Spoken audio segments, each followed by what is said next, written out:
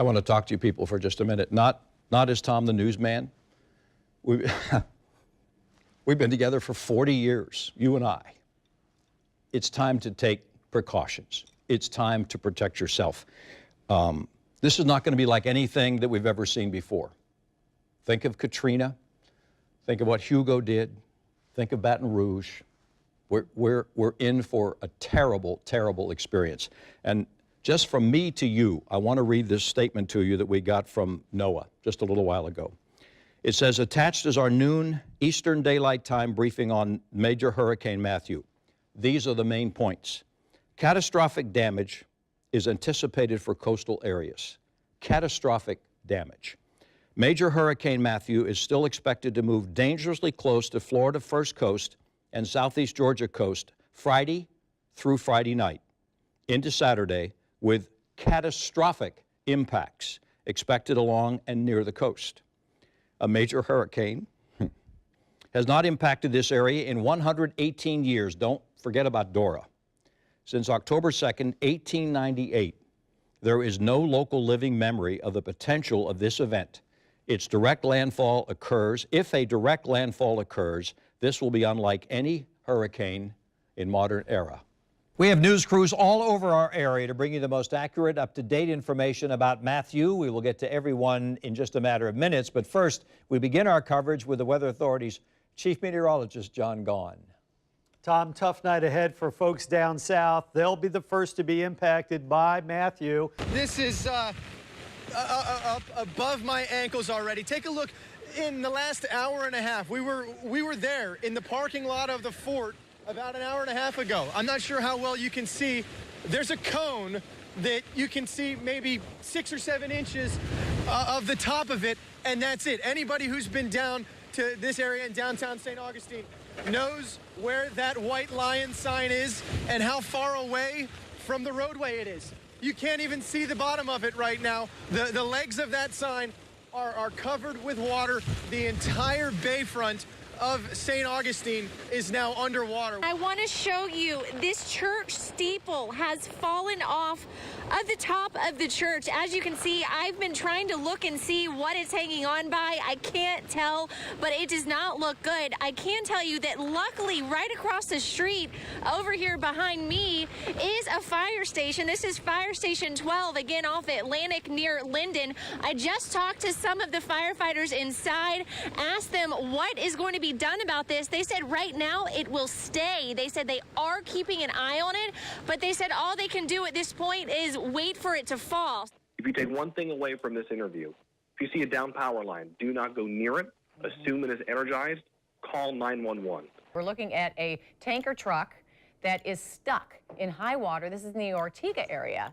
And then if you look to the right-hand corner there, we're looking at the Everbank Cam, and it was just blowing in the wind there, is covered with rain. This is a saturated stadium, that's for sure. We are in Marsh Lakes, which is a neighborhood right before you hit the bridge going to Amelia Island. And I just want to show you, this is someone's backyard. Pretty much, it is a lake now. We have some pictures from Jacksonville Beach where the water just keeps rising. We've been watching the flooding there, and it's only getting worse as the worst of the storm is upon us. There you can see where the berm has been breached. This is an aerial picture, obviously, and look at the flooding in the streets. This is what we've been warned about, and this is what John Gahn has told us was going to happen. It just looks like Mother Nature is just trying to let the ocean take back Jacksonville Beach. That's just what it looks like. I believe we also have some video from Palm Coast or Volcano Beach. Which one do we have? Palm Coast, excuse me. Okay, Palm Coast. Waves crashing ashore. Oh, look at that. This is under one of the homes in Palm Coast, yeah. They're obviously up in stilts. Oh, wow. Can you imagine? This is the place you go and you bring your family to spend your summers, your springs, spring breaks. The tree on the car completely damaged, so a blessing that these people were not home and that it did not go onto the house. And you can see how strong these winds are out here. And again, these have picked up within very, very heavily within the last 10 minutes or so. Is exactly right, Tom. And flooding is still the main concern and the main issue along with these high winds here in St. Augustine right now. And as you mentioned, we are at the corner at the intersection, that is, of Ponce de Leon and King right now, and I want to show you just how badly flooded this intersection is. Just when you start to go down King, this is right in front of the ABC store, and you can see that water is almost up to the raised parking lot in front of the ABC store. And over here, I don't know if my photographer Matt can see it from where he is right now, but there is a silver Chevy Malibu flooded out right now, parked next to the Cornell Law Firm. That is just one example of the cars we have seen flooded out here throughout St. Augustine today as the hurricane has moved through. And you can see just how bad the flooding is here. And we have seen so much of that. We've also seen debris in the roads. We've also seen trees down, from palm trees to pine trees to oak trees, all over the city. And that is something they're going to be dealing with in the days and weeks to come as they try to clean things up here. Now look at this. This is flooding from Jacksonville Beach. This is video sent to us by a viewer. A This is different along angle. 8th and 9th Street South and 1st Street. And then somebody Oh my goodness. taking a picture from their car window, and You know, this is not venturing going to into go away in an hour. No, it's Okay. not. But we appreciate the video. We're a little worried that you may have put yourself at risk there, or your car at risk, by going into the floodwaters. And let me show you out here. Let me show you the Jacksonville Beach Pier. Now, obviously, it's just the pier, it's just property, but it shows the extent of the damage. Look at that. The pier is being ripped away as we speak. The pier being ripped away as we speak. The end of it is gone. A lot of the structures are gone. These waves are just huge. The storm surge is 5 times what I've ever seen here. And it's a sobering sight. It's a sobering sight for people that are here, for people that are hunkered down, that are in their homes, maybe in their businesses, or people that own homes or have family or friends here, because it's really bad. And if you go to the south, if you go to the north of us, there's flooding all over, flooding absolutely in people's homes. This area is definitely flooded. Not a safe place to be right now, for sure. Let me show you what we're looking at right now. A car is trapped under this small bridge here on New Kings Road near Martha Street. I just got off the phone with JSO, tried to give them a call to see if they've gotten any reports about this, because we don't know if a person is in there. And they told me they've gotten a couple reports. They said they're sending someone else out because they're just not sure. Obviously, they've gotten so many calls today. And we witnessed actually a couple people try to go through here. They tried to go through this water. When the water is standing this high, you do not want to take that chance. You do not want to go through there. It's just very dangerous. Let me show you what's been happening downtown. I left the Emergency Operations Center, and we're down by the landing. In fact, look at this gazebo area out here. I'm just going to walk you down here. This shows you the surge and what's happening with the St. Johns River. Normally, you could walk right up to this fenced-in area right here along the river, but as you can see, it's filled with water. We're at Causeway and 17. Now check it out. This is almost a foot of water coming out of, right out of the van. So we're not going to be able to stay here too much longer. But when we first pulled up, and look, you see somebody out here driving through again, even though there's a mandatory evacuation and a curfew out here. Check it out. This street lamp right there, there were 2. Now there's just 1. I am right off of US 1. That's in front of me, behind me. All of these side roads, all up and down US 1 are flooded. Look at these people out walking. Look at these cars. These cars have been swallowed whole by all of this water. But the wind really is back, just as Elizabeth was saying, where she was just a moment ago. But I want to show you that flooding. This is at the foot of Bridge of Lions in St. Augustine. You can see a Jeep just cross this median to avoid it and go around it. But if you look all the way across at those headlights, that is about as far from where we're standing to where those headlights are. This water is, this flooded area is. So we want to tell you a little bit. Let's see who. So they have obviously just pulled up here beside us. So we are just seeing some emergency officials start to make it here onto the island to assess the damage. And we are at the Teeny Martini Bar. So this is a planter box that was actually washed into the road.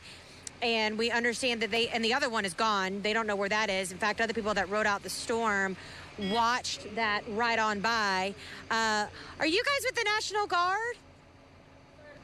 Fire department. Okay, so this is the fire department, and they're here checking out the damage. We're going to keep our distance. Obviously, these are professionals that need to be able to work here. So we're going to stay back. I know the people who were here. There's nobody in this front building. Nobody's here? Yeah, no, I made them move everybody out to the back coach house, second floor. Yes, yeah. Nobody is in this. Everybody is okay as far as I know right here. All right. Yep. Okay, so there you have it, live on TV. It looks like they're going around doing some damage assessments, and they're trying to make sure that everyone who was here is okay, because when you ride up and down the bayfront here, this building is one of the most visibly damaged by being out here in the walkways. But that's because the Teeny Martini Bar had all that outdoor seating and all. So all of that has clearly been washed away. Yeah, there's only a couple tables left. There's not many of them. And we walked all the way down and all around here, didn't find any tabletops. And even when it dried up, didn't find anything. And he said one of these planter boxes, your buddies just watched it float on by. Yep, yeah, piece by piece. It wasn't the whole thing. It was piece by piece all the way down the road.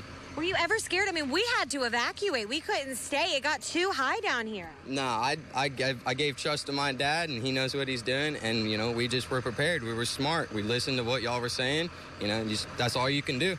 You know, just gotta listen. But we told you to evacuate. Yeah, but I don't know. We're just gonna ride it out. At least I know I can say that I've been through one. New video shows rain pounding the Savannah area. Boy, that looks familiar, doesn't it? We've seen it here. And to the north, slick roads in South Carolina. In our area, time to assess, time to begin to find out how much damage was done. Floodwaters still high in St. Augustine as we get a look at conditions east of the Bridge of Lions in this video. Hurricane Matthew is now blamed for 4 deaths here in Florida. 2 were women killed by toppling trees. 2 others were medical emergencies in which first responders were unable to get there in time. One of the women killed was checking her animals when she was struck by a tree. Another was killed by a falling tree in Putnam County, and she was riding out the storm in a camper in Crescent City. Her identity has not been released. And we just received this new information from the governor's office. As of tonight, more than 180 shelters are open throughout Florida, housing nearly 24,000 people. More than 1.1 million customers are without electricity in the state. JEA says power may not be restored to everyone in our area until at least Sunday at noon. And what have you been seeing? It's for the residents of the sanctuary. There's somebody just set one up while we were gone. And what have you been seeing? I know you sent me some pictures, and I do believe we have copies of those pictures. We're going to go ahead and put those up for you right now. Describe to me some of these pictures that we were looking at, that you sent us. Well, some of the pictures are somebody posted on Instagram, a couple walking in the sanctuary right in the entrance. Someone posted a picture of someone's house from their second floor window. And I guess until we saw all that, you know, all of the people on the group, we didn't realize what could really have happened, and actually did see that it did indeed happen, that there's flooding. And I'm going to guess that this is flooding not only from the ocean, but also from the intercoastal. This could be a combination of both, correct? Oh, correct. We're an intercoastal community, so there's some houses that are on the intercoastal, and then we're kind of down on the end of Osceola, and if any water came from up there, it could run down, but probably the intercoastal, I would imagine. So I'm looking at the pictures on my phone right now as well, the pictures that you sent. I see one is taken from what looks like a 2-story building or a 2-story home, and it's looking down on a single level home. Is that what we're looking at? Yes. And do you know where that's at? Where is that home? Because that is some severe flooding right there. I mean, it looks like it's coming at least all the way up to a good portion of the garage and the windows. Yeah, that's where same area close to where those people were walking. And when someone they had posted that Sanctuary Boulevard looked like a lake, that it was so deep as it was running, I'm downtown St. Mary's, and this is where that iconic Siegel's seafood restaurant is. And I'm also on Osborne Street, just to paint where I am. You hear that? This wind is incredible. Now, I thought that this area would be just fine when we drove up here, but the wind has really picked up. And in fact, just look at the trees here. I just want to show you how drastic or how strong these winds are here right next to this bayfront. They're at about 350 right now here at Pedro Menendez High, which we struggled to find. It is pitch black out on State Road 206. We really struggled to find the entrance to this high school. A lot of people did. They've been trying to give people updates because a lot of these people are from Anastasia Island area, may be stuck with the ability to not get home for a while. At the bottom here it says buses will not run tonight. They were limited in what they could do. They're trying to assist as many people as they can. It's pitch black without our headlights, and none of these traffic lights work. None of them at all. Look at this. It's a ghost town. It's really eerie. This is what we ran into, a down power line and also a down light. You can see they're blinking red. As soon as you come to this area, you have to stop and you have to turn around. And do you hear that wind? This is what we're talking about. Just being out here, driving in your car, you're going to be whipped left to right. Now, of course, the other people out here, the only people who are legally out here are officials, policemen. Again, don't forget, there is that 10 p.m. curfew here in St. Mary's. Take a look up at the roof. You can see the metal roofing has been peeled back from this building from the storm. This is St. Augustine Power Sports. And if you look inside, you can see the mess that is left inside after all of that damage. You know, we're at the corner of 11th Avenue North and 2nd Street North. This is where we saw, in fact, well, first of all, let's show, there's still a lot of standing water. If I was to walk out into the middle of the intersection, it's almost up to my knees, and I'm about 5'9". In the distance, there's a few cars submerged that obviously were not out of here when this all hit. And the concern is that this standing water is not moving. It's not flowing anywhere. Where I'm standing right now is an area you really need to be careful about. Nocatee Parkway is wide open, so it gives you the sense of confidence, but this is one of two huge trees that are crossing the off-ramp from Nocatee Parkway as you get on to Phillips. The sight that you see behind me is very sobering. You see residents eager to get back and claim what's theirs, but you also see these power crews ready and able to fix this area that has lost almost all of its power. Hurricane Matthew leaving this mark on Northeast Florida. The damage that has been done, the damage that we have seen, particularly to oceanfront homes. These aerials are from Sky 4 in St. Johns County, where damage to the property there in the county could reach $2 billion. Matthew's surge leaving behind piles of debris along the shoreline of Jacksonville Beach. This video showing how violent the surf was, damaging the Jacksonville Beach pier. And also we have another photo for you taken in Fernandina Beach showing down power lines and trees, all things that officials are telling us to be mindful of. And another photo here showing heavy flooding in the Hastings area. Boy, we're going to be hearing this sound a lot, the sound of chainsaws, as so many people have tree debris to clean up and down trees. This is video from Atlantic Boulevard. In some cases, these trees, of course, have toppled power lines, as we still have tens of thousands of people in Duval County who still do not have electricity. In St. Augustine, trees fell on cars. Windows of buildings like this building were just blown out by the winds while officials are beginning to assess the damage. That's a picture of the Bridge of Lions, which has just been reopened about an hour ago. We're standing by for a briefing from Florida Power and Light in St. Augustine. That update is scheduled for 5:15. We will bring that to you live. Unprecedented, once in a lifetime. We can only hope, we pray we never go through anything like this again. Thursday, the National Weather Service told us there was no local living memory of a storm like we were about to face. And while it could have been much, much worse, almost was much worse, the meteorologists were right that this was historic. Here at News 4 Jax, we have been on the air for 72 straight hours, and we've done it for you. Our reporters and photographers put themselves out in the elements because our #1 priority is, and always has been, to give you the information you need to keep yourself, your family, and your friends safe. Right now, for our team here, it is time for us to take a short break. And it's my guess you might need one too. We have more news for you tonight at 10 o'clock with all the latest information. But until then, on behalf of the 200 people here at Channel 4 who have been with you through Hurricane Matthew, I'm Tom Wills. God bless you and have a nice evening.